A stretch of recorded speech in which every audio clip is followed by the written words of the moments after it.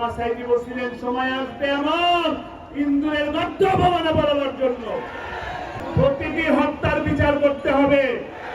প্রতিটি হত্যার বিচারে বাংলার মাটিতেই হবে ইনশাআল্লাহ। সময় আসতেছে। সকল দল আওয়ামী লীগ ছাড়া একমাত্র আওয়ামী লীগ এই দেশ বিরোধী, একমাত্র আওয়ামী লীগ হলো সন্ত্রাসী, একমাত্র আওয়ামী লীগ হলো ধর্ষক লীগ। আমরা দেখতে পাচ্ছি বাংলাদেশে তারা পালায় আছে, কিন্তু পালায় থেকে থেকে তারা ষড়যন্ত্র করছে। আমরা সজাগ থাকবো ইনশাআল্লাহ। কোন ষড়যন্ত্রকে মোকাবেলার জন্য আমরা ভয় পাবো না, কোনো ভয় নাই। গোটা বাংলাদেশের প্রত্যেকটি মানুষ আমাদের সাথে আছে।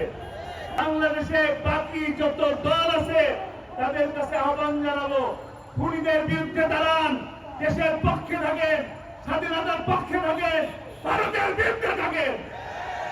ভারতকে ভয় করার কিছু নেই। ভারত হয়তো বড় দেশ, ভারতের হয়তো অনেক বড় অনেক কিছু থাকতে পারে, কিন্তু আমাদের কিছু না থাকলেও আমাদের একটা জিনিস আছে, আমাদের ঈমান আছে। কাজে ঈমানের বলে আমরা বলিয়ান হয়ে আগামীতে ইনশাআল্লাহ ঐক্যবদ্ধ হয়ে কাজ করব।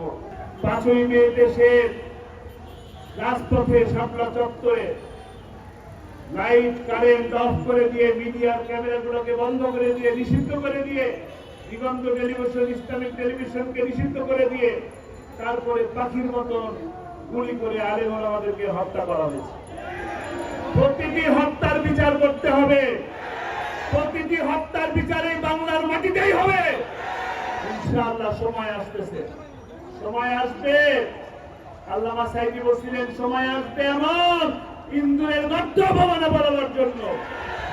কাজেই হত্যাকারীদের বিচার করতে হবে ইনশাআল্লাহ। সময় আসবে। আমরা ঐক্যবদ্ধ থাকার জন্য আহ্বান জানাই।